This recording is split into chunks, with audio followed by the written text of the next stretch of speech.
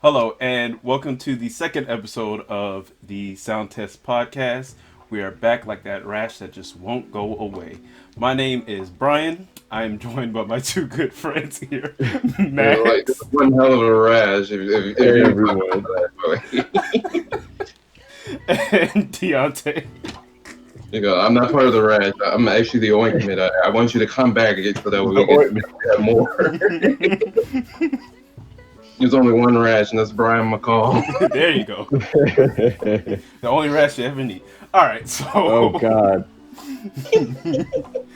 All right, so on today's episode, we're going to be talking about all the things that's been going on with the Apple and Epic lawsuit, which surprisingly is a whole lot. And we also will talk about black representation in media involving games, television, things of that sort. So let's get us started off with talking about what we've been listening to or what we've been playing lately. I'll just go first because it's not much. I haven't really been playing much lately, but I have been listening to two artists in particular a lot this last week. One is Will Smith. You're back on your Will Smith binge. Okay.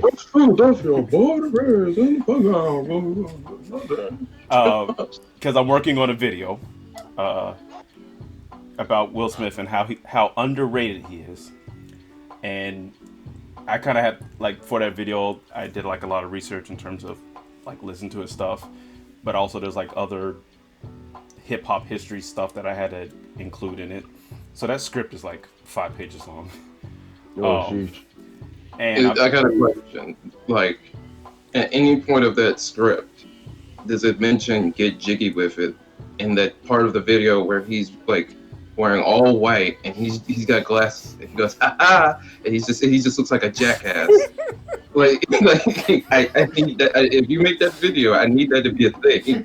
Right, you need to include that part in Wild Wild West too, where the other dude in there just disappears on the second half of the video. Yeah, you need to include that in there.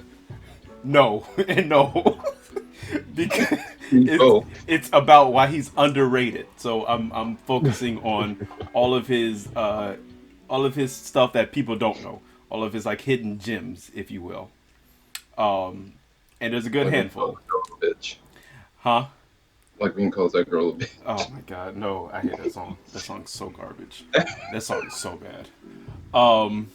And I've also been listening to Lupe Fiasco a lot. I finished writing out the script for my Lasers review, or retrospective, and apparently I had a lot to say about that because that ended up being 7 pages long for that script. And I started listening to his fourth album to start planning on that. But Max, I know you've been listening to a new artist for yourself. Of course. Well, our casual listening, I've been doing a lot of nostalgic music, a little bit early 2000s, a lot of Lupe Fiasco, Jill Scott. Been listening to just even stuff older than that too. A Tribe Called Quest. Ooh. Yeah, man. Quest, As for That's got a Q-tip in there. yeah. As for new stuff, I've been getting a lot. I mean, I was already a lot into it, but getting into more chiptune artists, as you guys heard before. One artist, his name is Protodome. A lot of his stuff is really good. You guys know about the Blue Shift album, but there's a lot of good stuff besides that too. It's just a lot of stuff. I love listening to new stuff. I love finding new artists. Actually, fun fact about the Blue Shift album. When Brian told me about him, because I didn't even know it was a thing. He told me about them, and they were on Bandcamp. Yes. Yeah, when I found out they were on Bandcamp, and that album was free. Really? And it's the first album that I had that was on my Walkman at the time that actually had FLAC files. So that was one of my first FLAC files Dope. of all, high quality, high fidelity music, and that was one hell of Introduction. a sounding. The quality was just amazing at the time, and it still is. What's it called? Chip tunes in general is dreadfully underrated. Yeah, Because there's a lot of it's a lot of beeps and boops, and to be honest, I can see why some people wouldn't like to listen to that. But I say everybody that's into listening to video game related soundtracks, there's a lot of good stuff out there. It's not just that beeps and boops stuff too. A lot of people he does chip funk, chip jazz. hmm It's basically the same thing you hear, except for using different softwares to generate different sounds, and a lot of it is really good. So it's between that definitely and something. like even Yeah. like even though people do it for the memes, but people take popular songs like All Star and they put it in chip tune. Like you can still use regular music and just put it into a chiptune sound card, like an 8-bit card, or like one of those old like SNES sound cards, and NES sound card, or the Wonder Swan, whatever the Okay, come case on may now. be. It could be put in anything, Ain't nobody and you still been get voting music. for the Wonder Swan. Yeah, when you don't you want to hear that? Right. That's literally the leading cause of all of today's musical prowess. I can't even think of a single Wonder song like Neither Swan can I. game. I don't even Neither can remember I. the songs because I just know Right. it's like garbage. Um, I guess it's on me now, yeah, huh? yeah. Yeah, it's all you. Playing wise, um, Returnal.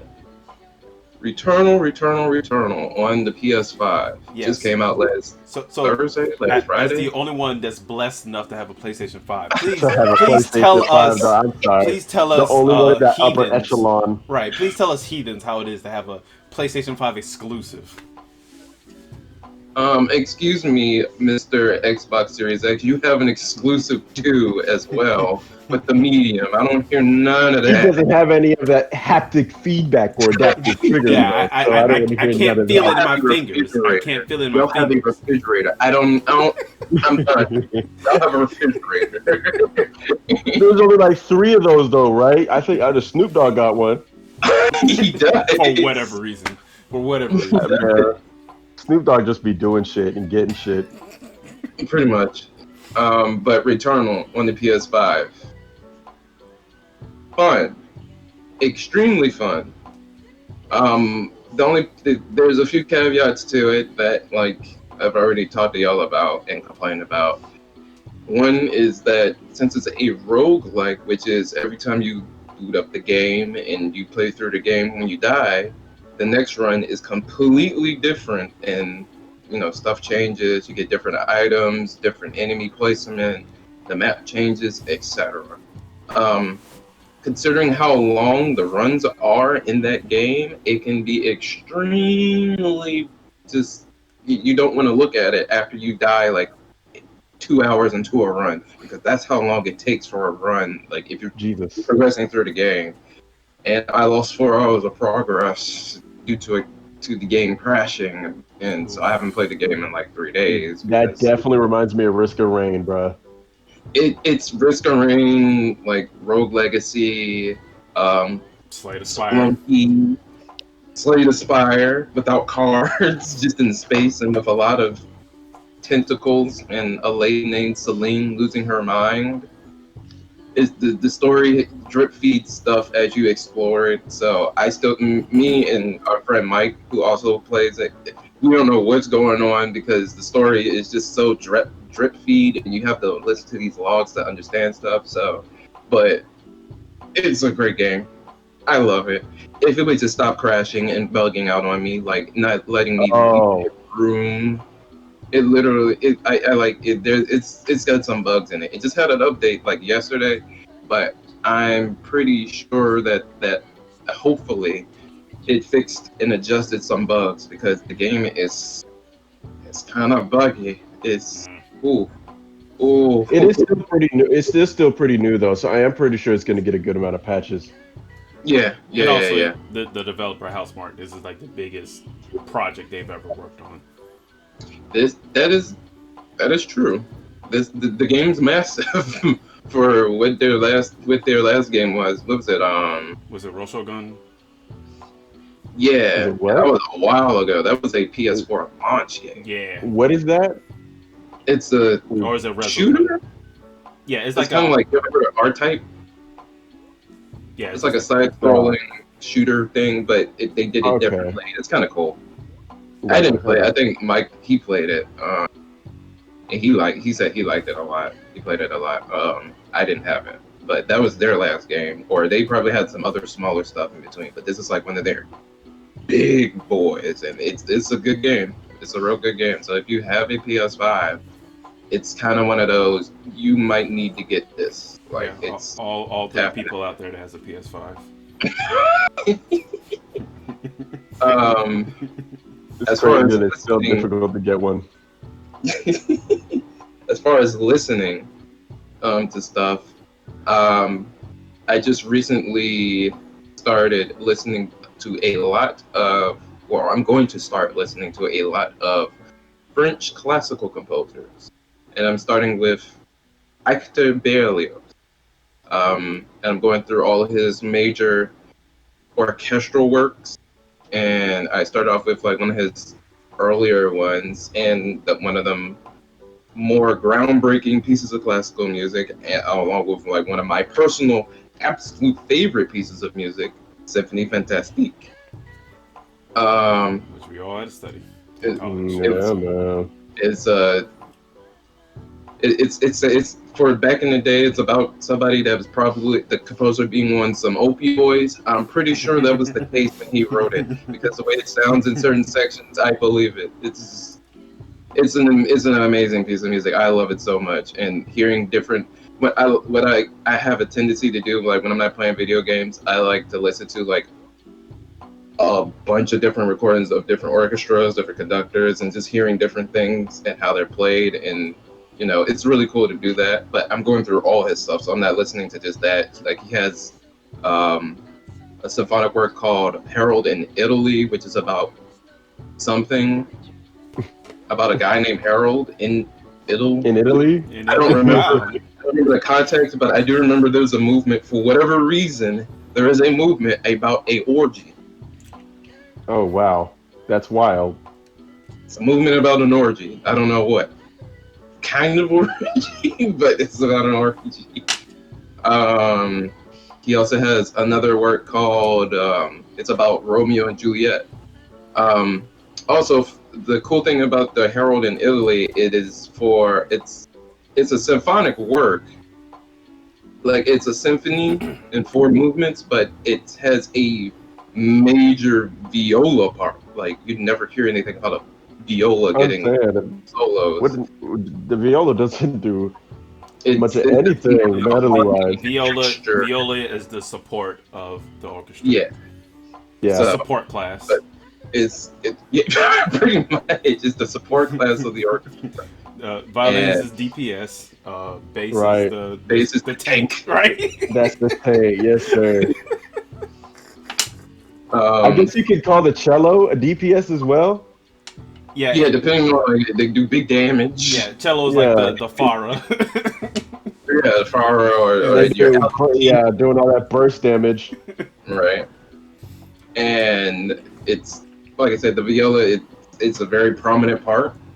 So I was like, all right, cool, I'll listen to that. But what I'm going to be doing is I'm going through like a bunch of different other composers, like Camille Saint-Saëns, who did the Carnival of the Animals. Yep. I'm going to be going through Francis Poulenc, Ravel, Debussy. I'm going through like quite a bit of them. I'm even probably going to hate myself when I get into the mid 1900s when it gets into the 12 tone stuff because there are some French Yes. composers that do that, like Olivier Messiaen and Henri Dutilleux, which y'all probably may not have heard of, but they have like very atonal music, but it's supposed to be really cool, and there's like some mysterious meaning to some of the stuff. I don't know. I'm interested in hearing it, and when I get to it, I'll get to it. but I'm not Mhm. pressed. I'm moving through the eras I'm using. So that's what I'm doing. I like the diversity of our answers because we had Right. completely different genres. I mean, I Completely still different. listen to everything else too. Like I'm still listening to all my video game music and jazz. And you gave me the other song. I'm just a Lucky so so and and so. so. I Yeah, love lucky Man, that. so. if I were to show you my Spotify playlist, is I listen to literally anything. Anything that I think sounds good, it's on the playlist. Yeah, my Spotify looks like a mess. Boy, It looks like let a me tell you. Like you mess. just be Any breaking the any mood you algorithm. need, any mood you need, I promise you I got a playlist for it. Right. Right, cool. We're going to move on to our main topic, and I have some articles up, so I will be constantly looking over to my side screen. But Yeah, I got yeah, it on my phone. here's a lot of stuff that happened from this Epic versus Apple case. So to catch people up who are not familiar, um, around sometime last year, Epic pulled some mess. They wanted to start a fight with Apple. They woke up and chose violence, and they they deliberately went against Apple's terms of service. And so basically, the way Apple's ecosystem works is that if an application um, is on their store, whenever you purchase anything, Apple gets a cut, and they make it so that that has to happen. So let's just say I buy V Bucks. How it used to be is if I buy V Bucks and it's on the application on the iTunes store or the Apple store, Apple gets a cut from every transaction made on there. And so to circumvent this, Epic had did an update in which if you went on Fortnite on Apple device and you did a transaction, you bought V Bucks or whatever, it would send you to the Epic store website. To And buy the V-Buck. yeah, so that way Apple gets So, nothing from that oh cut, my and God. then They Epic Well, will that's get tried the to full amount. finagle them. Oh my Yeah, God. and They tried it. they did that deliberately because they knew they was going to get basically taken off the platform, and they planned this because as soon as Apple took them off the platform, they had this video mocking Apple's classic ad, um, just done in the Fortnite style or whatever. So to make a long story short, they did that deliberately to get kicked off the service, to kind of put a put the idea out there that Apple's practices are not good for the consumer, and they're not good for the developer either. And this is not the first time this happened.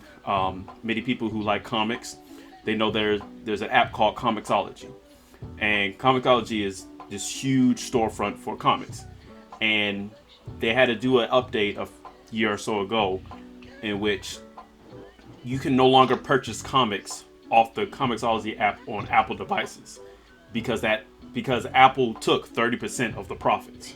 So if you bought a 99-cent comic, Apple took like roughly 30 cents of that directly to that's them. Only crazy. and, That's and they did that because it was on their platform.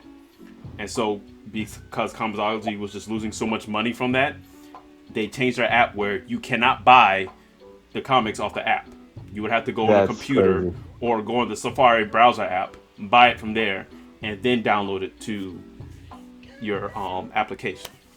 So this is not something new. This has been a problem for a while. And And that was only with Apple products. Like I if I downloaded it on like the Google Play Store or something and I bought com- it, completely different because okay, I believe the Google's Play Store takes a cut too, but it's not like as aggressive. I don't think it's like 30% of every Yeah. transaction. So, um, anyway, long story short, um, Epic sued Apple for monopolistic practices, and Apple countersued them for breaching their contract or breaching their terms of service. And Yikes. so that all culminated into the court case that happened this week, this first week of May in 2021. So, with that context, there's a lot of stuff that came out from this court case, things that honestly was the public was never supposed to know, and that's a lot of background business things. And just because when you're dealing with court issues and with a judge, you have to kind of bring everything out for evidence, even if it wasn't supposed to get out to the public. And there's a lot of things like that. So Wait, so it was like, you're not supposed to tell. Why are you telling? Stop! That's not it. Don't do that. Oh my god! Like little kids, like you won't let me pay. You won't let me take money from you. So I'm gonna do this. That's what they did.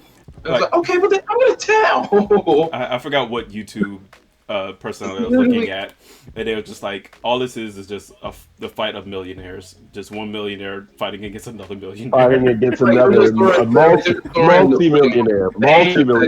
Just to hurt each other. Right. So, here's the first one. This is from IGN, this report. Epic spent over $11 million to offer free games for Epic Game Store. So, if you're not aware, on Epic Game Store and PC, one of the ways they try to entice people to spend money on Epic Game Store, or at the very least use the platform, is that they'll routinely just give out free games. And sometimes they're like indie games, but sometimes they're just like huge AAA games. Yeah. Did it work? When COVID hit? Yes and no. So when COVID hit, they were releasing some AAA games like GTA 5 and like Borderlands, the Borderlands collection and stuff like that. And I'm pretty sure they got me to go to the Epic Games Store. Well, I'm pulling up the list. So Epic has been very good in categorizing the data for this. So for instance, Super Meat Boy, they paid $50,000 to have Super Meat Boy come to Epic Game Store and be free. And according to that, after that happened, 97,000 new accounts were made right after that game came out. And it said, people love Super Meat Boy. And that said, to them, that's a 6% change in overall user base. Right. And how old of a game is Super Meat Boy? That game came out a while ago. Really old. Didn't it used to be on Newgrounds, or like it was like tossed around on Newgrounds for a little bit? I think that was when it originally came out. I don't know the backstory on it though. It's definitely around that era. Well, if you want to be our fact checker. Yeah, right. But I know they're releasing a new one soon, if it hasn't already been released. It's already out. It's called Super Meat Boy Forever. Yeah. And I guess it's good. I mean, it's more Super Meat Boy. So, it's fascinating because, again, the developers who's putting their games on Epic Game Store, they have to get paid. And the fact that Epic spent $11 million just for games to be free, that's pretty ridiculous. Hey man, gotta do what you gotta do. They made all that money off of Fortnite. I mean, they got it to spend. Right, and that's the other thing. Everybody's like, well, if you're spending money on, they're making so much money from Fortnite, they can kind of eat these costs to provide these free games. True. So I just found that ridiculous. Like, here's another one. Batman Arkham. I'm guessing that's the Arkham collection. Apparently that was free at one point. Yeah. There's like 4 games in the, $1.5 million they paid for Batman Arkham collection. Sheesh. And that gave them a 10% change in terms of new users. So basically, Epic's long game is they're just trying to get enough people. They're not caring about, how much money they're losing or how much money they're heading out to these developers for that. They just want users. They just want people here on the platform. So that brings me to the next point. Fortnite made more than $9 billion in revenue in its first 2 years. In its Oh my goodness, that's You not even know, counting. That's just when did Fortnite really peak? Um, I would probably say it peaked around 2018, 19. yeah, because you couldn't stop a kid in a classroom Oh, from not playing man, if it's Fortnite. Fortnite, if Fortnite took over the world, they were having legitimate competitions with celebrity, not just gaming celebrities, but It's real celebrity. Yeah. celebrities. They had that whole thing with Ninja and Drake that happened. You remember that? That awkwardness. They Like, just wow. they had that Post Malone concert, that virtual Post Malone concert. Oh my, they had the virtual The Travis with Scott. Travis Scott. Yeah, the Travis that shit was live. I'm not gonna lie. That those virtual concerts were live. And I think the game itself kind of super duper peaked when they did that whole black hole thing, Oh yeah, and they and completely reset. that's what really just that just Nah, got the I views think and money and everything for that. the esports part of it peaked before that. They started making some changes that catered to the casual side, but the tryhards, the people competing, they weren't so happy about it. I don't even really hear about the esports side about it. Exactly, not anymore at least. I think the thing is like us as like you know quote unquote hardcore gamers. I think we just kind of forget how massive Fortnite is. It is ridiculously huge, and like I can't. What the last time I played Fortnite was probably like 3 or 4 years ago. Once I realized this is not for me. I get to say it's one of those things where no matter how much you can say you hate it and the games, but and people that play it are garbage. You can say that till the cows come home, but that game is rinking in And money. money, boy. And one thing about big games like that, the more hate it gets, the bigger it is. It's for real. A lot of people Right. hating on it just because they lose, not because the game's bad. Because I had a lot of fun with Fortnite, but I wasn't good. By no means was I good. Like I said, when we played it, I had fun because it was just it was a stupid little game. So I was like, all right, sure. Yeah, man. I'm But some mad. people, they can. It got to a point where every fight you got into, you'd shoot them once, and they'd build a mansion on your ass, and you couldn't do anything about it. You couldn't do anything about it. 15 bedroom, 15 bathroom, and you can't do anything about it. They shoot you 50 meters away with a shotgun, and you die. You're right. And yeah, the whole Fortnite was not casual friendly at a certain point at all. New users that coming in would not survive. And to be honest, as soon as the next game, when Apex came out, I hopped right onto that. Mm. And the thing is, like, they tried to expand the casual gameplay when they had those little workshop things in it, or whatever, the playground. I can't remember when you could just openly make your own creations using the Yeah, building mechanic. that was a double-edged sword, to be honest. It was really fun. I got a lot of fun out of it because if Yeah, you it just was use it to fun. be creative and have fun, it's amazing. But it's also a tool that competitive users use to get better at building. They would go into Playground, that gave them unlimited time to practice on their building, where you couldn't do that before. You had to go in game Yeah, because you and just had practice Yeah, in that real so time. much Yeah, resources and stuff. right. But you can practice your shit with limitless. You had no boundaries anymore, and you could get as good as you needed to. right. And then you have every child getting V-Bucks trying to get John Wick when John Wick was like the most popular skin to have in the game. And now It was exclusive. we now have Fortnite guy, aka fucking Master Chief. We have Fortnite guy, Alloy from Horizon Zero Dawn, Kratos.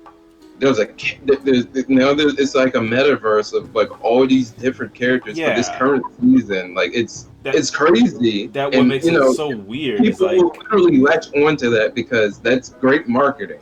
Like that's amazing marketing. Like they're just here. Well, we got this character, we got that character. Oh, you like Wolverine? He's over here for $5. You want to play as Wolverine? Here you go. yeah, and And I think that's that's the other how they thing. get the money. That's where all that money comes from. Right. They Epic knows that it's Fortnite is such a massive force that one, they can almost get any IP in there that they want.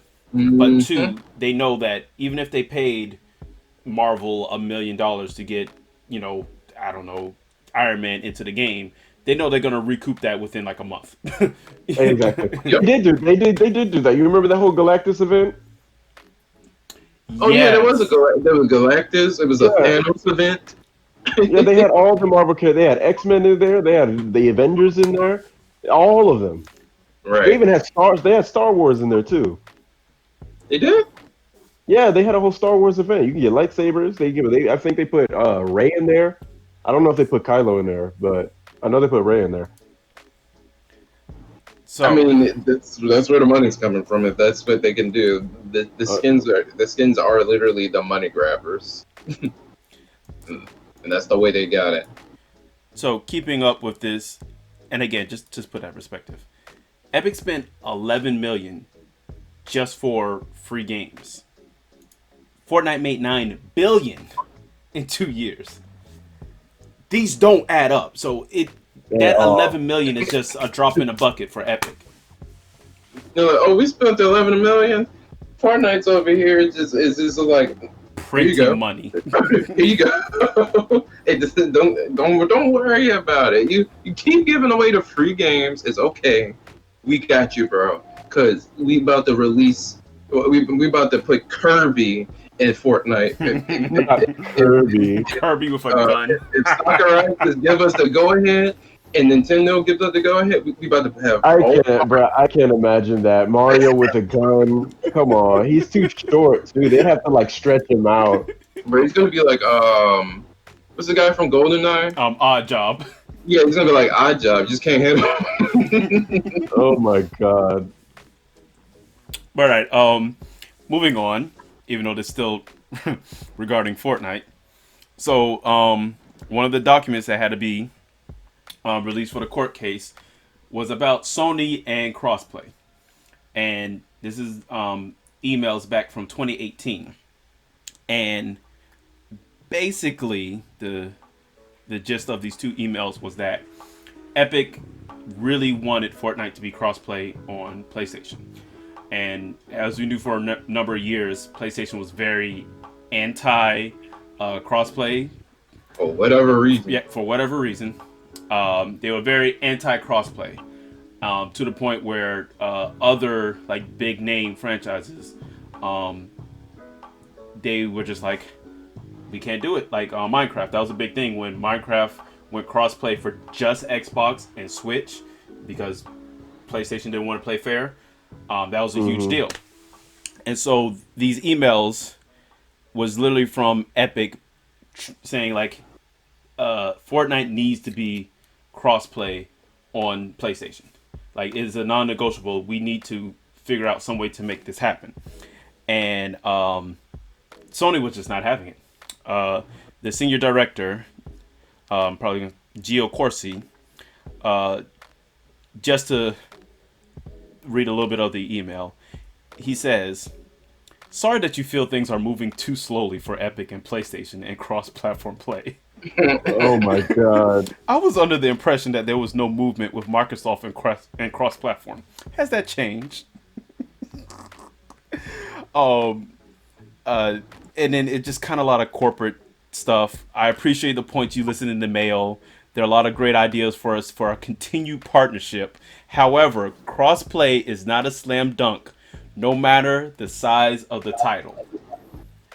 He's saying this for Fortnite, which again, Which is a juggernaut at the Right, time. a juggernaut. Biggest It game. took over the world.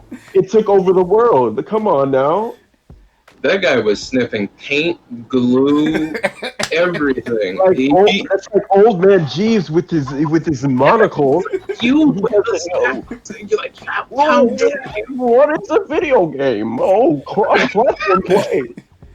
I and don't think you should do any of that. We should go back to stick and hoop back when they like, Speaking who? like that's literally how some of these corporate, companies do. They know business. They don't know video games. When That's what it something is. is for everybody, and understand it's a business. and that's the problem because it's a Yeah. business. Yeah. Sony's looking out for Sony. and And to them is, well, if this person is playing crossplay on Xbox, then that means they're not playing on PlayStation. But if we have a walled off garden, basically, if you can't play with anybody else on other platforms, then that person has to buy a PlayStation to play with their friends.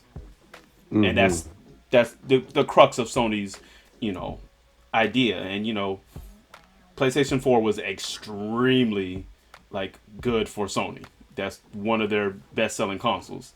And they were just kind of in a position of power from that standpoint, be like, well, what people call the arrogant Sony, where it's like, nah, we're making the millions. We have million consoles sold and da da da da. You have to follow by our rules, basically.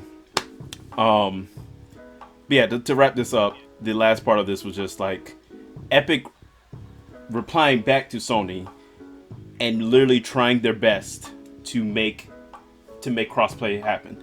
Like they literally saying, we can make a games exclusively for PlayStation VR. We can extend the Unreal Engine license. Do something special for PlayStation Plus. Like they're just throwing things out to make it happen.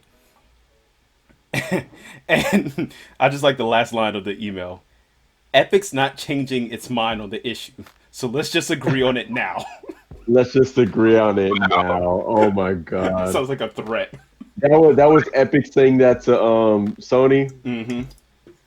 You just gotta pick a compromise, Chad. We're not letting down. We're not letting up. like they were adamant about it, rightfully so, because something as simple as crossplay, which would literally benefit Sony, is just one of those things where it was just like, how could you not want more people to play And more money coming. Like, because if you get crossplay, people are going to want to play on your console with Fortnite, because the majority of people that have a PlayStation wants to play Fortnite, but they want to play with other people too. And not only that, it was so much so the fact that if Sony, you know, the PS4 was so extremely well between when the Wii U and the Switch crossover that was going on, and between Sony and the Xbox One, like PlayStation 4, like it just sold extremely well. It was killing it. So why not just, you know, solidify the fact that you're gonna have the most players on this platform when you have crossplay? It's just more people are gonna be playing on the PS4 versus playing on Xbox One, or versus playing on PC. Well, I don't know about that PC part. PC Nintendo Switch and, for sure. Right, and the Nintendo Switch, like it didn't skyrocket yet. It got popular, like super duper dumb popular a year after release. But when Fortnite came out, people jumped on that like flies to shit. It was immediate. So there's no way that I don't see why, like, that whole situation from some years ago was that complicated. Like, it really wasn't. Like Max said, they were just on some old man Jenkins, like, I don't know what technology is, but I do know what that dollar sign is, and I need that dollar sign. Well, and it needs to be only for us and nobody else. That's just greed at that point. Well, unfortunately, it does get more complicated. Oh boy. So to the next point, this is another thing that came out from the lawsuit. Epic lawsuit shows that Sony asked publishers for a compensation if microtransactions/player base ratio falls below a certain amount compared to the cross-platform revenue. So not only is Sony, so eventually Sony did give in and did allow cross-platform play on PlayStation. But what these documents leak, realized that Sony didn't go out without a fight, and basically, Sony charges on the developers end for them to have cross-platform play. And basically, if the player base for Sony, users reach a certain threshold, then developers have to pay out to compensate Sony for the lack of users. So basically, Yeah, Sony's idea about this is, well, because you enable crossplay, that means you have less unique users on PlayStation. And because we have less unique users on PlayStation, because you chose to do crossplay, you must compensate us for the users that we would have lost. wow. I'm getting an Atari Jaguar. I just, it's just, that's ridiculous. You gotta sit down and play Jag. Simpler Like, times. All you had to do was pop in the game. I'm gonna play, I don't know, Road Rash or something. Because that doesn't seem like it. It's shady. That's so wrong. It's ass. It's absolutely ridiculous.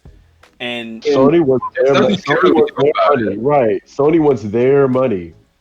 Like they don't want crossplay money. They want Sony money. They want Fortnite money, all for themselves, and they're gonna do whatever they can to get it.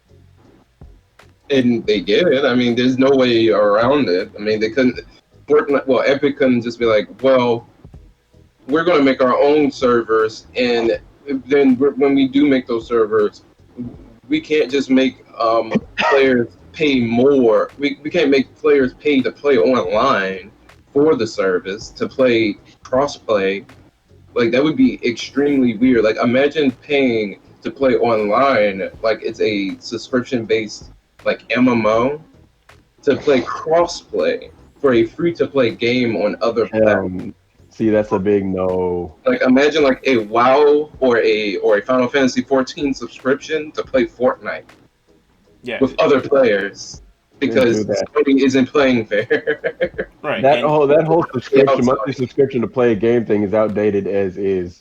Just to play crossplay, no, nobody would think it was worth it. No, there's not a single gamer that I think would think that would be worth it. Right. Right. And the thing is like, from what I can tell, Sony's the only one that does this ridiculousness. Like Microsoft is not requiring extra things to require softplay. I mean, on crossplay, or Nintendo's not requiring extra financial compensation for, cross-platform play. I think the worst is maybe Microsoft requiring you to have like, a Microsoft account for Minecraft. I think that's like the worst. Well, Right. and whenever when they started that dumb shit with playing online, and you had to have Xbox Live, you had to pay for that to play online. Versus when the PS3, Yeah. you just got on, you just No, that was a long time ago. Sony learned from the mistakes. Like people will pay money for this, and we're giving it for free. Yeah, charge them. And so Nintendo's learning that too. Even though Nintendo's isn't nearly as expensive as the other two, they still change. all right. So it was like, hey, they're getting paid for. I want that too. That's basically what they did. And the thing was, is like when I got my PS3, I think I still was under the notion that hey, when I play PlayStation games, I get to play them for free online. Cool. Uh-oh, some of these games require me to pay to play online individually. What is this? Like, I wanted to play Tekken Tag Tournament 2 online, which is a big mistake. And because that game, they will destroy you. I did it once, and that was it. It was like $10 to pay for like an online like fee, which is at the time ridiculous. That's crazy. If you're a person that was playing PlayStation and you didn't like, if you came from PS2 like me and you're completely oblivious to the fact that you had to pay for certain online games, that's just you're like, whoa, what? Or Twisted Metal, like the reboot that came out on the PS3. I forgot about that existed. Yeah, which was fantastic, by the way. That game was fun. That had an online mode on it. And by the time I got the game, and I paid for the online already, which was also $10, it was completely dead. The servers were gone. So I wasted Jesus. $10 and I can never get it back. Oh my God, those were the days, man. So Having to pay paying all for that. it's almost like a cross-play ish kind of thing where you, even though Epic's coming out of pocket to pay for it because they were just making sure that they just got their game with crossplay for Sony and everybody else. It still seems to be the drip effect over the years where it's kind of like Mm. slowly but surely creeped into, no, we're not going to make the players pay anymore for it. You are going to have to invest something in order for you to get your game on our system a little bit more, especially when we don't care for said thing to be implemented in. That's basically Right. what Sony was doing. Like, we don't care. We have the most consoles. Right. If they want to play on our console, they're just going to play on our console and only our console.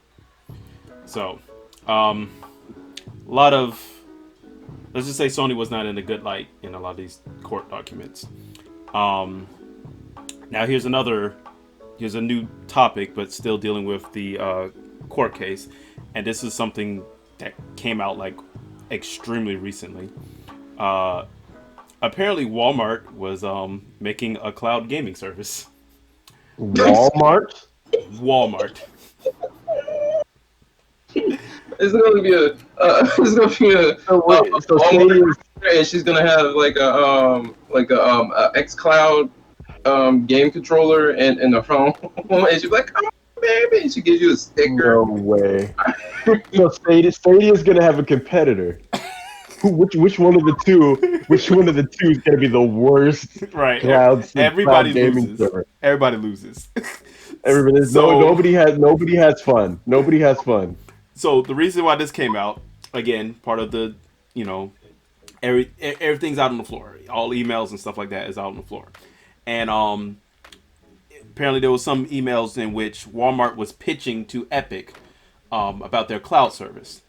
And basically it would be like they were pitching it to various different launchers like Steam, Origin, Uplay, Epic Games. And from what I can tell, how it would be like, you would basically purchase the game from those platforms, and through Walmart's streaming service, you can stream those games from those platforms all onto Walmart's streaming service itself. Imagine that, a Walmart streaming service where I can stream So my groceries, or, that's or I can crazy. stream getting me a fish. Even by saying that Walmart is Walmart gonna have not gonna have their own console themselves? Like they're not gonna have their own device? I don't think so. Oh God, I hope they won't. So from what I can tell, they were planning on it to be on Android phones, but also like TVs and laptops. So I don't know if y'all know about this. Walmart had a video service. I don't know if they still have it anymore. That was Vudu. I believe they own Vudu. And basically what it was, if you bought a Blu-ray, they'll have play it digitally. And it'll be like a little code. And you put in the code and redeemed it to Vudu. And that was Walmart's streaming service. It may not be Vudu, but Walmart had their own specific streaming service.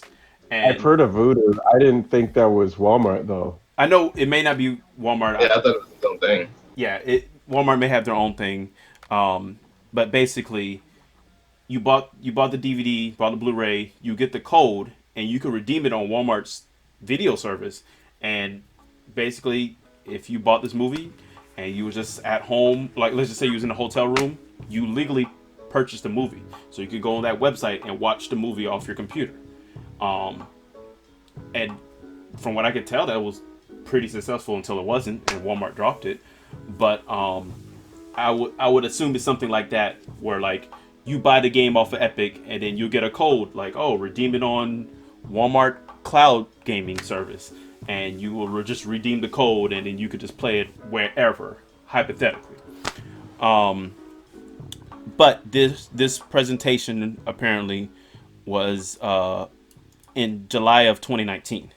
So we're here in 2021 in May, and we heard nothing of it.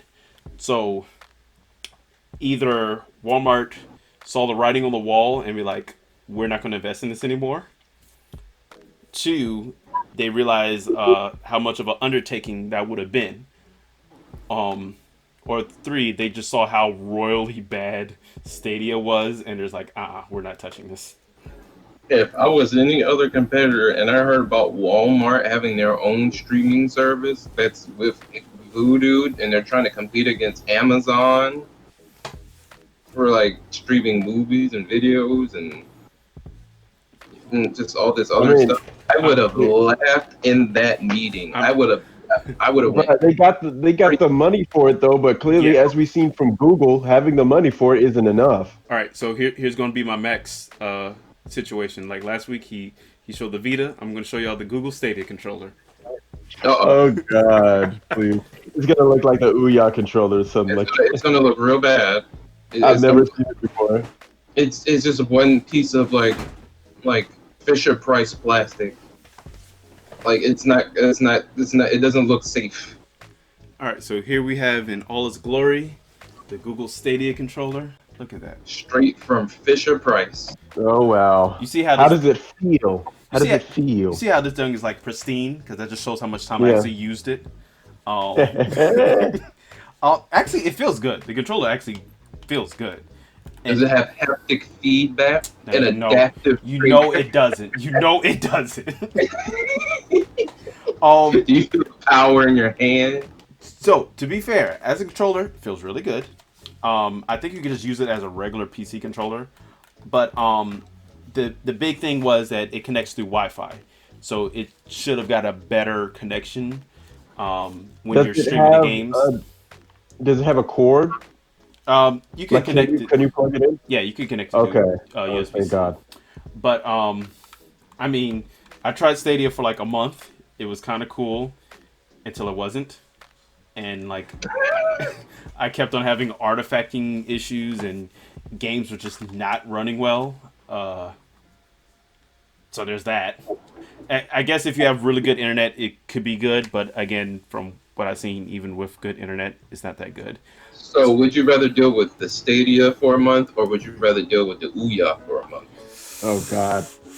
I'll take Stadia. At least it has some games. Yeah, at least it has something. Would you rather have Stadia or the Walmart streaming service? Well, okay. So here's my weird defense for the Walmart streaming service. With Google Stadia, one of the things that's like kind of crappy about it is that you have to pay for the games on top of the service itself. So if you pay, you paid $9.99, that's the pro service basically, and all that really gets you is discounts and some free games a month or whatever. But you still, if you wanted to play Resident Evil Village that just came out, you still have to pay the $60 for Resident Evil Village, and that's what the game only being on Stadia. It's still like you play a console, and then doesn't that defeat the purpose of it though? Doesn't that defeat the purpose of paying for the streaming? Well, so here's the thing: you can just buy the game.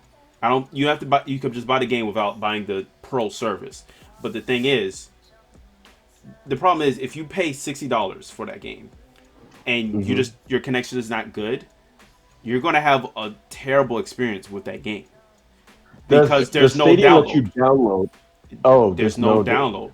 There's absolutely no download Stadia. It's all cloud. It's absolutely all cloud. Nah, Chip. You gotta at least you gotta give us a little bit. You gotta with that Pro, they should allow you like some cloud storage where you can actually like save your games, so you can play them, download them, and play them. Right. You have your own console. You have the liberty to do that. So other than that, you should.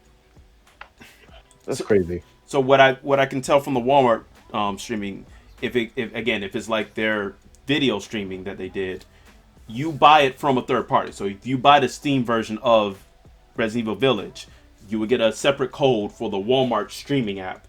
And let's just say you're on the bus somewhere. Since you already purchased the game, you can just access the Walmart streamed app version of it. On the bus. Right. Without paying any extra fee, I would assume.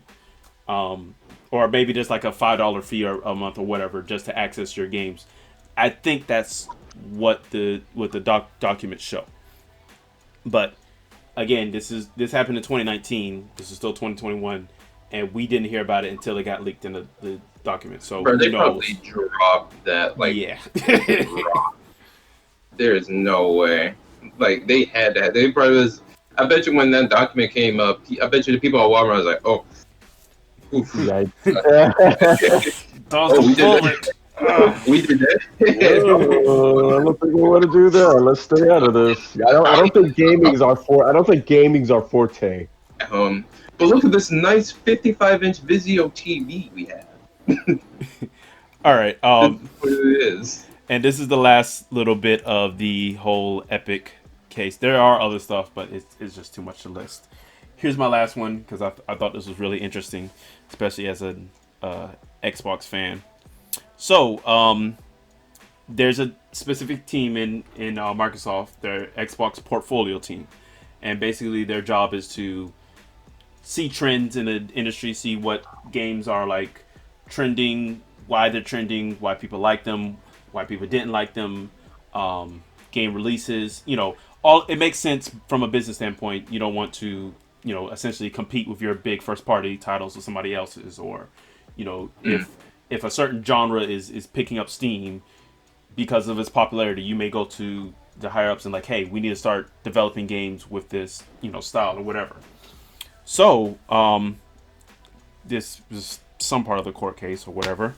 The Xbox portfolio team reviewed The Last of Us Part 2, which sounds very weird. That's like if like the Sony team, I'm pretty sure they have a portfolio team too, whatever. But that's like if they went to go review like Halo Infinite or something, whenever that comes out, and they're like, "This game's amazing! It's the golden standard for first-person shooters." Everybody's like, "Oh, what? My god!" And their review of it was very positive. Here's just a few parts from their review. And this is kind of funny given the controversy of the game at the time. Players certainly have every right to their subjective feelings and opinions on the game's narrative, on Naughty Dog's choice to make players play as diametrically opposed protagonists, or in the game's final contentious outcome. But as someone who cares deeply about the evolution and expansion of what storytelling and interactive entertainment can be, those settings ultimately matter less than how incredibly well Naughty Dog has crafted and delivered the story that they wanted to tell. That's pretty high praise. That is.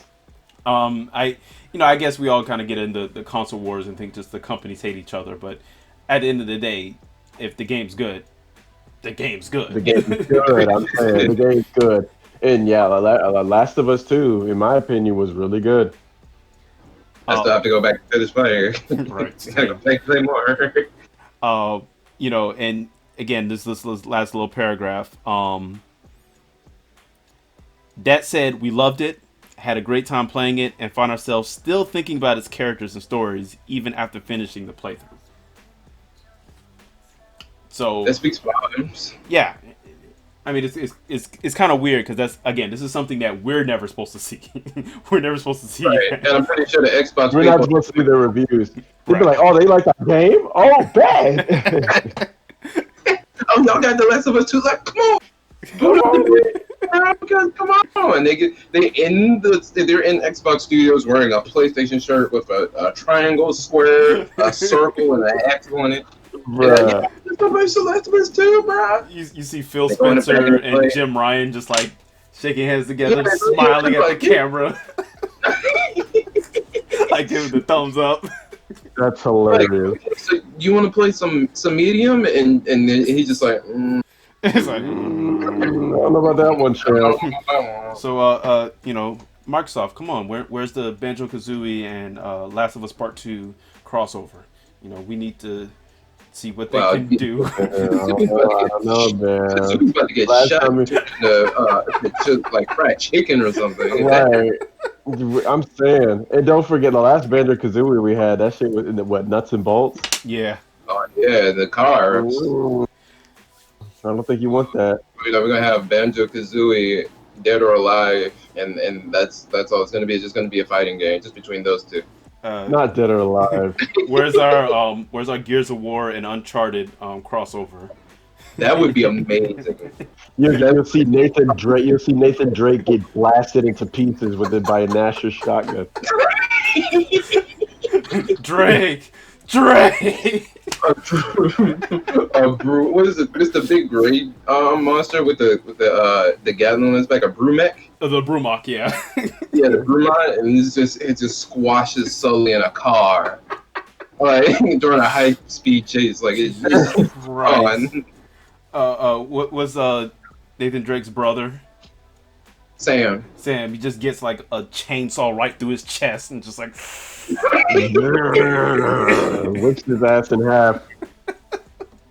I mean, but I guess that's pretty cool, even though we're not supposed to know that this kind of stuff happens behind the scenes because we know they're all button heads. But like you said, if the game's good, then the game's good. If all the companies just recognize how great the games are, then I'm pretty sure there's not that much malice. I mean, yeah, it's about the dollar bill at the end of the day, and they see why this game does so great and why people love it. And you're like, if we tell our developers of our studios to do what this game did, then they can do it in their game, and maybe we can make that kind of money off of that very good and very popular game. Right. I mean, because like the comparisons between certain, like especially first-person shooters nowadays, and like how, well, like Killzone, how that just doesn't even exist. We haven't had a Killzone for Sony since the Shadow War or whatever that was. I didn't play it, but I heard it was like mediocre at best. Oh, and God. Here's Xbox with like Halo. What was it? Guardians. Yeah, 5. That was Guardians. Yeah, Halo 5 Guardians. Halo 5. When that one was great. Well, not great, but it was playable and it was more fun than probably Killzone.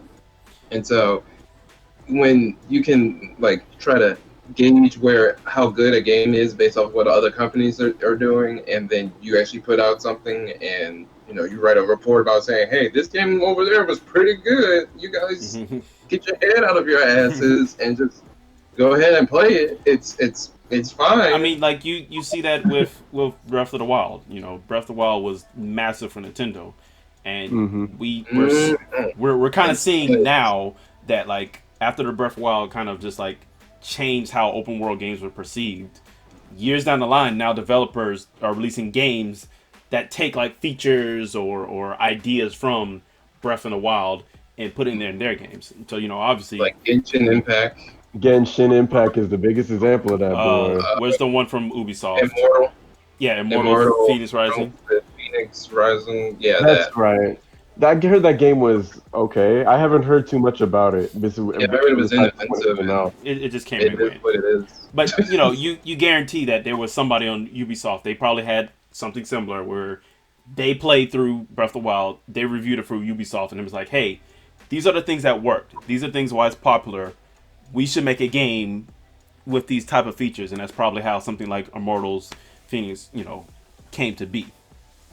Right. Because otherwise, it would be if developers didn't do that, then we would get a hodgepodge of stuff. Yeah, that would be messy. Too rudimentary. Like it'd just be the same thing over and over and over and over again with nothing really changing, or it'd be completely left field stuff that nobody likes. Right. Because think about when someone innovates on something. If you have two things of the same genre, and this one has all these neat little features that you haven't seen before, and they're great, you're saying this should be the new bread and butter. Like there shouldn't be games of this genre without these anymore. And then game number 2 comes, and they're missing all of those features. You're like, right. Why am I even playing this? Like if it makes the user experience this much easier, if it makes it much more fun, why wouldn't you include them? Right. It's like what you can't go back. Right, you can't go back on it either. You just have to put your own little spin on it. You got to innovate some more. You just got to keep improving and improving. Right, or you're going to get left behind. That's an interesting thing. I wonder if they go have like little pajama parties and they, hey, you want to play some Last of Us again? Like, no, I want to play can I play Horizon Zero Dawn? Sure, it's on PC. You guys are Microsoft, right? Yeah, come on. Like, They have like that's they have like fucking game nights, like grade each other's homework. That like Nintendo gives. Bro, I just imagine like Phil Spencer coming in there and they're all like hunched over playing, I don't know, Killzone, and Phil's like, "Oh, you guys again." and then Shigeru Miyamoto comes in. You want to play Super Mario Party? I'm like, no, Nobody Oh wants to play Mario. god! no, we don't want to. Actually, you can leave.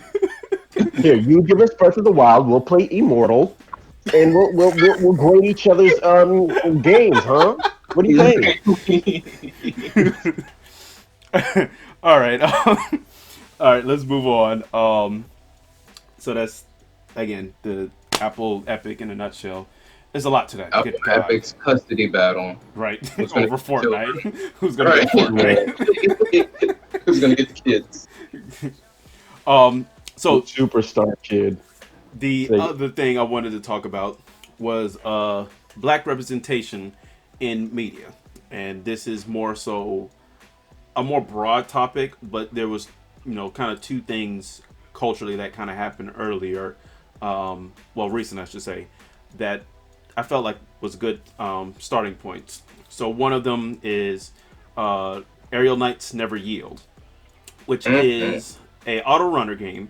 It was first presented on a Nintendo showcase, indie showcase a few weeks ago, and the thing that got me very interested in was that they actually showed the developer, and I'm very sure that you guys can attest to.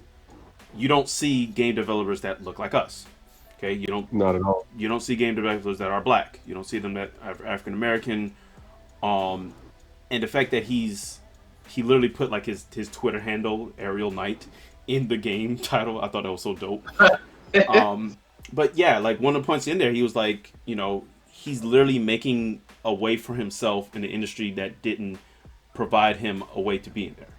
And I feel like it's such an important thing for us as African Americans to see African American art, African American style, African American culture being put in video games, because it was an old stereotypical thing, especially in the 360 era, is that you would go to a Best Buy, Walmart, GameStop, and every video game cover is a generic white dude with a gun in his hand. Yeah, with a gun in his hand. Oh god.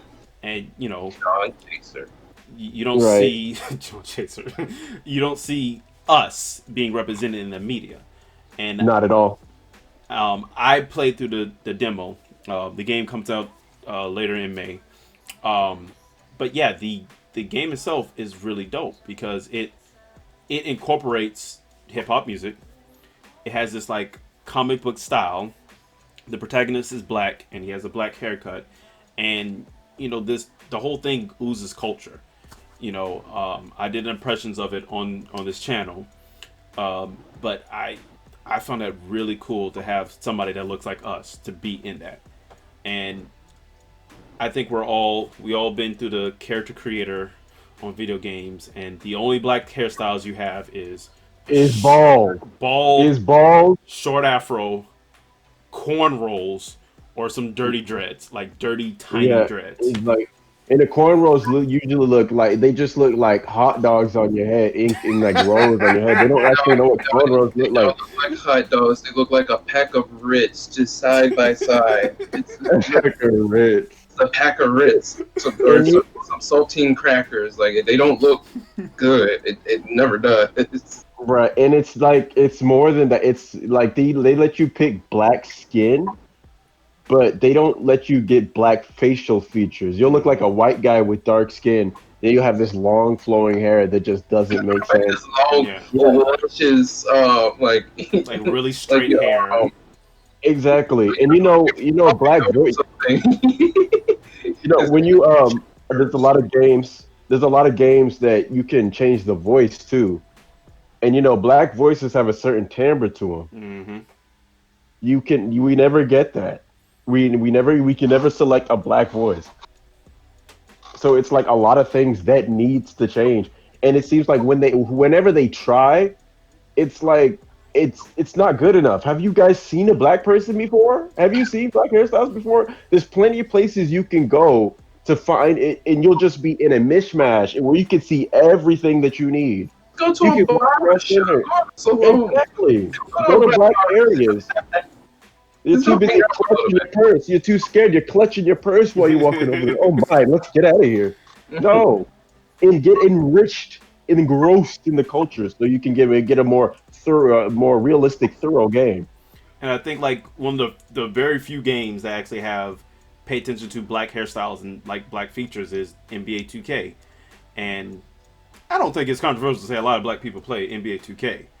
And Yeah. I'm pretty sure, you It's know, controversial to say a lot of people play NBA 2K. It's not even just but like I'm pretty sure 2K Interactive, um, they did their research and it was like, hey, we have a lot of people of color that play our games, or on the reverse, a lot of NBA players are African Americans, and they have these black hairstyles, these black features.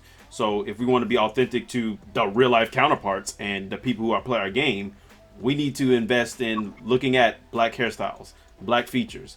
Can we make sure mm, that LeBron James looks like LeBron James? Can we LeBron James. right? Can we make sure that Steph Curry looks like Steph Curry? Can we make sure that the people who play our games that are African Americans can accurately recreate themselves in our games?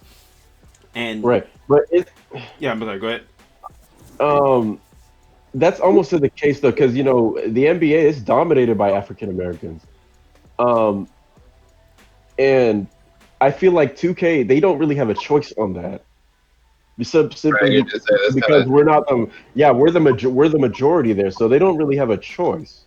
We're the minority everywhere else. You play other games, fantasy, RPG, all those other genres of game, oh, and God, they don't know what a black hairstyle looks like at all. They don't know that our shit curls. They don't right. know that. Like try like when you try to go to like I play everybody's golf like a while ago, like maybe a couple of years ago, which used to be called Hot Shots Golf in its earlier years. And when you go to your character creator, when you try to make a black character, it's literally just a fade or a fro, and the fade and the fro, it looks straight. Like the hair looks straight. It's not curled up. We no naps, no nothing. It's just It, it it's looks gross. like a Ken doll. You, Right, and That's what like it looks like. the problem would be is like in those games, you will see like they would have like dozens and dozens of different hairstyles, and there's like hairstyles that are representative of Caucasians or Asian Americans or Asians in general, and then you'll have like two for black, and it's incredibly disheartening as an African American to be like, oh, I love this game, and you can't get immersed in it because your character will never look like you, or never. you'll never have your features represented in the game character. You want to know a game was surprisingly good? What? It's surprisingly well. I'm not going to say decent at showing black hairstyles. Animal Crossing. Animal Crossing New Horizons. Oh, really? Really? I'm so serious. I'm not going to say they have a ton of them, but they do have a few black hairstyles in there that look like black hairstyles. Oh yeah, don't you got like the little it's got the fade on the side and it's got the like the carrot top Yeah, thing. they got Like they got one of the those. twist with the twist with the fade. Yeah. Yeah, they have stuff that it's not. I'm not going to say it's a lot. It's not enough, but it's there. And like, They're trying. and again, like, I I do like that is a black developer who's developing Aerial Knights, um, and that's going to be authentic, of course. But just can we just get more black characters in general? And one of the Yeah, games I'm super excited for is Arcane's new game, um, definitely. Deathloop. Thank you.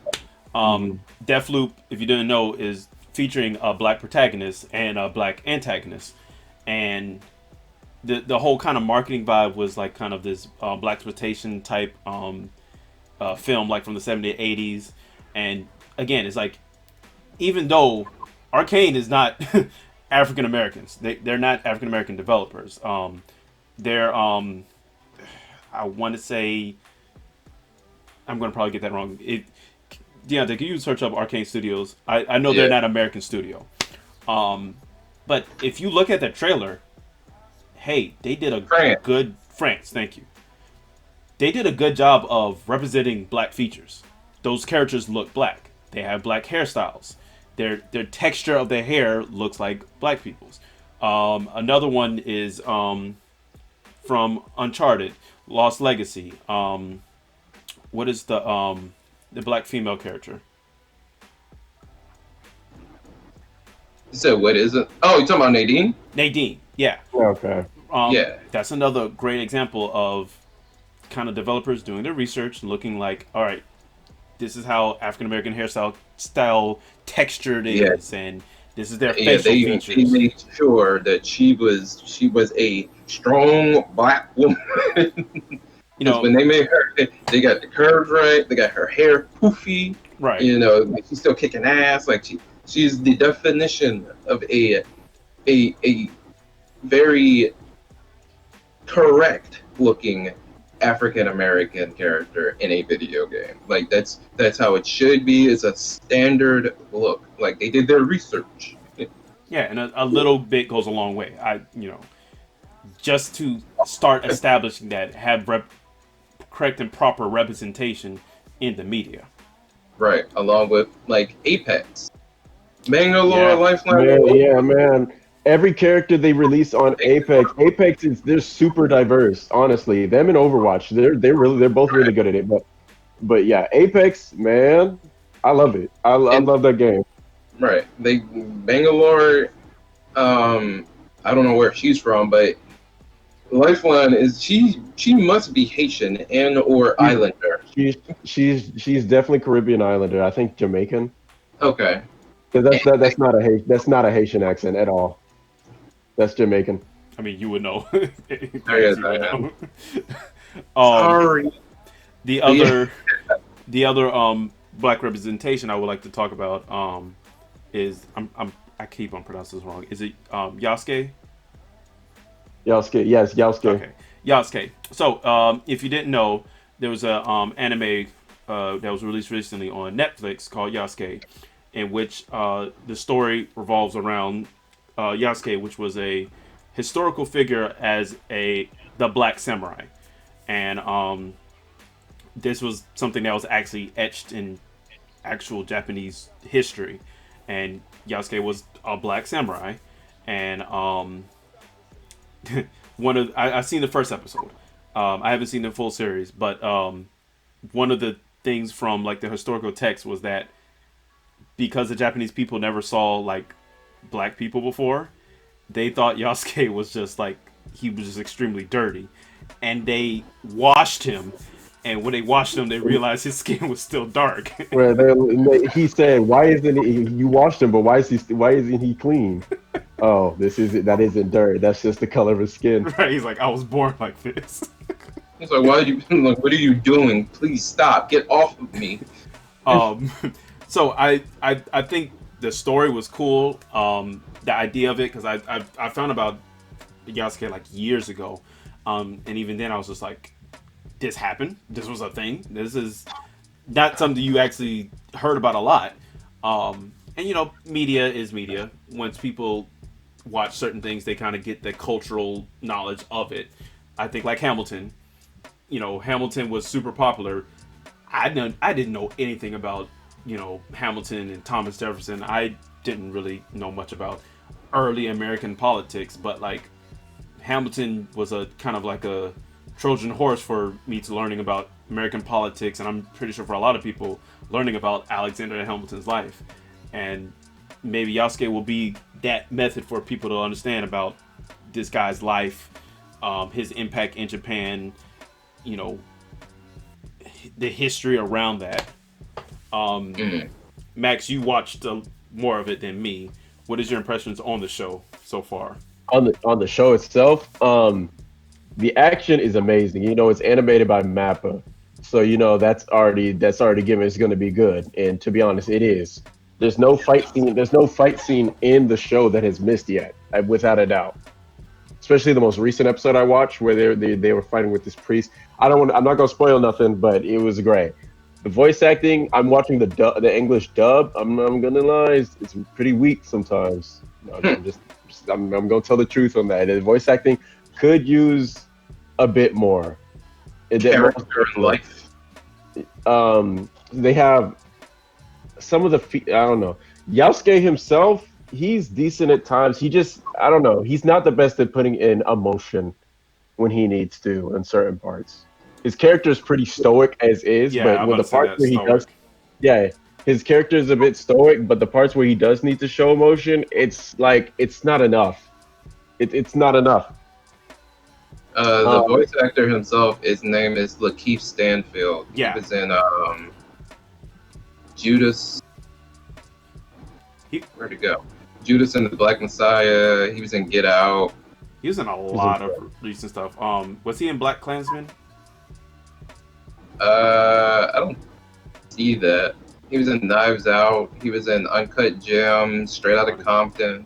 So it's a pretty heavy hitter Yeah, movie, but he's voice one of. acting. I think this is like his first major voice acting role. Okay.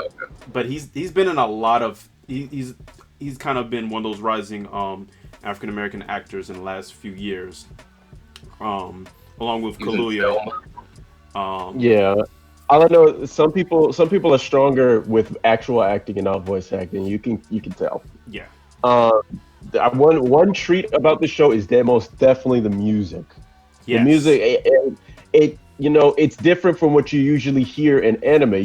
When they're doing these big fights, you hear these trap beats, and it fits so well every time. The It really, I didn't know the music until I looked at it. I saw like the opening credits and it's Flying Lotus. I don't know if y'all ever heard of Flying Lotus. No. Okay. no. Okay. Your reaction show that. All right. So Flying Lotus, he's a hip hop producer. He's been around for a while.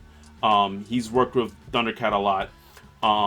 And Flying Lotus, he does hip hop, but a lot of his stuff kind of goes into this kind of, I guess the best would be like kind of spatial type things where he plays a lot with sound effects. He plays a lot with ambiance. He plays a lot with these weird, different kind of styles.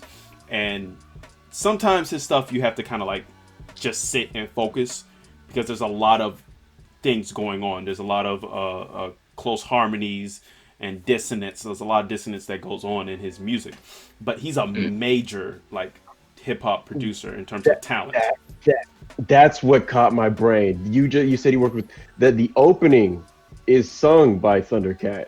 Oh, really? I didn't realize that. Yes, boy. Yes, it's smooth too. Yes, sir. I was watching it yesterday. I was like, is that? And then I had to look. I just looked it up just now. I was like, yes, that is. I was like, oh my god. That coming full circle. Wow. Yeah, he has the whole album for Yasuke is on his website. Like it's the first thing. And he's a stupid good producer. You should check his stuff out. Just come into his stuff open minded. Gotcha. Yeah. Definitely Okay. check it out.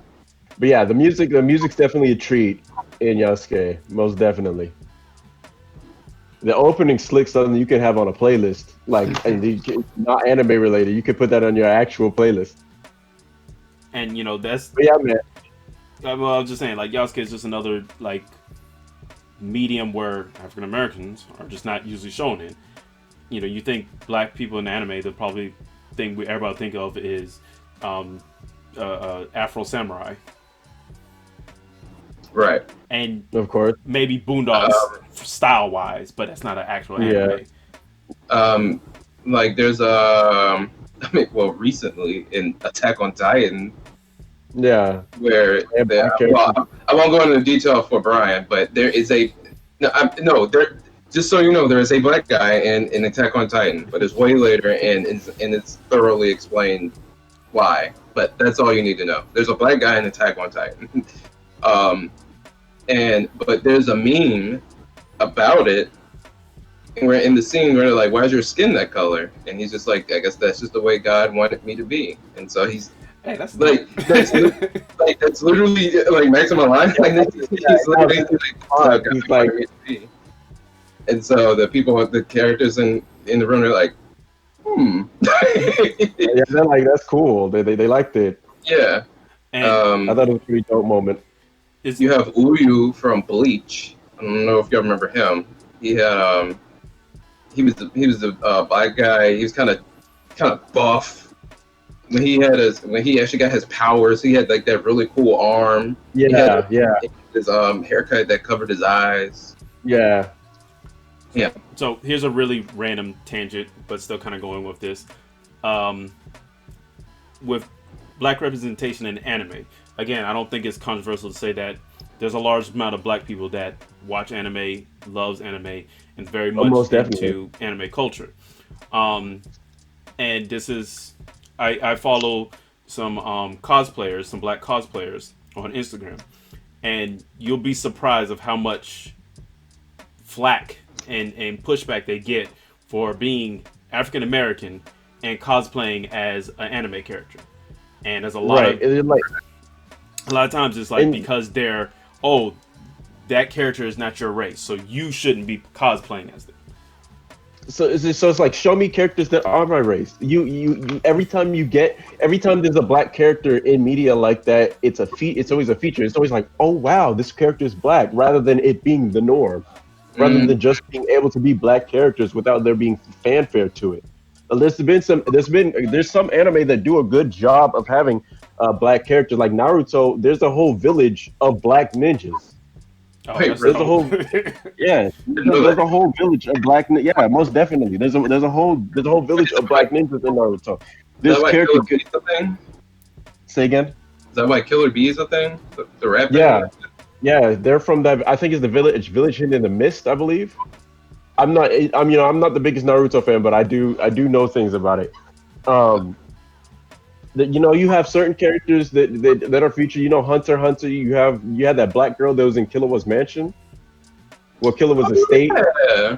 Yeah, you have certain black characters that they stick, but every time you get a black character, they do stick out. But the fact of the matter is, there's not nearly as many options as there is for cosplayers of lighter skin colors. Right. That's just how things is. How can you give someone flack for cosplaying people who don't exist? Like what? Right. So And that like that's just a dumb thing to say, because as far as any type of costume wearing is concerned, a lot of people just dress up however they, whatever is cool. And so a lot of people, it wouldn't matter if a black person was dressing up as, I don't know, Superman. You see people do that, or do cosplay for other superheroes or any character of any type of fiction that aren't black, and saying, "Hey, you shouldn't be dressing up like them because that's not they are not your complexion." Nobody does that. Like, I don't get the flack of why it's a cosplaying and anime thing where you have to bring that to the forefront. You know what I'm saying? Right. You get those elitists to think you get those elitists to think that all cosplay has to be like exact, perfect, like yeah. absolutely exact, super flawless. You have to get the highest quality material to make your cosplay. You got to be the right skin color, the right build. No, You gotta be right if you like anime and you want to cosplay a character, you should be able to do that without any fucking flag. Just cosplay whoever the fuck you want to cosplay. Mm-hmm. Right. All right, so we we did it again. We're at an hour and a half in, or almost an hour and a half in. Hey man, we just be talking. Yeah, man. Also, I like how another thing on that top. I like how blurred, so you black nerds. I like how we have like our own cut of the internet. You have those black content creators. Yeah, a few I can name offhand. You got Caleb City, Griffey, you got RDC, you got Vader, you got all of them people in that group. It's just that whole Chief. right. Yeah, you have that whole group. They even have their own convention, DreamCon. Next time they do that, I think it went on hiatus because of COVID. But next time that happens, I'm most definitely going. It's a convention dedicated for that for our little cut of the internet. All those creators I just talked about, they go to that. That's their convention. I had no clue. I didn't know Yeah, that was. man. Yeah, look it up, DreamCon. Yeah, that's news to me. Again, representation matters. You know, us being out there, because there's a large group of people that, hey, we feel very passionately about anime, and the powers that be, hey, if we can have people that can bring people of color and, you know, represent us accurately, we're all for it, and that just makes the medium that much better. Mm-hmm. Very much so. So that way, if we can get our little cut, everybody can get their little cut. Most definitely. Make space for everyone. All right, so we're going to wrap up here. Any final closing thoughts? Anything that's just burning a hole in your head that you just need the world to know before we head out? When the fuck is Elden Ring coming out? Brian's a filthy, stinking, dirty cheater in Monopoly, and nobody ever play against him. Oh yes, I fully agreed. Problem. If you're watching this video or you're listening to the podcast, remember that Brian, the producer and editor, and he writes the scripts for the Sound Test podcast. He is a filthy cheater. Talent isn't cheating, my guy. Cheating is cheating. Yes, you're right, and you're a cheater. Just because I got the Monopoly, I made some power plays, I made some smart investments, doesn't mean that I cheated in the game. He had luck on his side. He had luck. He turned luck up and manipulation. And he lost all his property. Luck and manipulation, bro. That was just a dirty move. I can't believe it. You know what? I'm getting off the podcast now. So livid. But all right, y'all. If y'all rocked with us for this long, we appreciate it. Do the standard YouTube things. Again, YouTubers only say that just because it helps engagement. It helps get the video spread more. So, hey, if you rocked with us this long, hey, like, comment, subscribe, all that mess. That just helps us out. All right, y'all. Appreciate it for watching the Sound Test podcast. God, I was about to say Soundcast. Sound Test. The Sound Test podcast. Appreciate your viewership. We see y'all in the next one. Peace.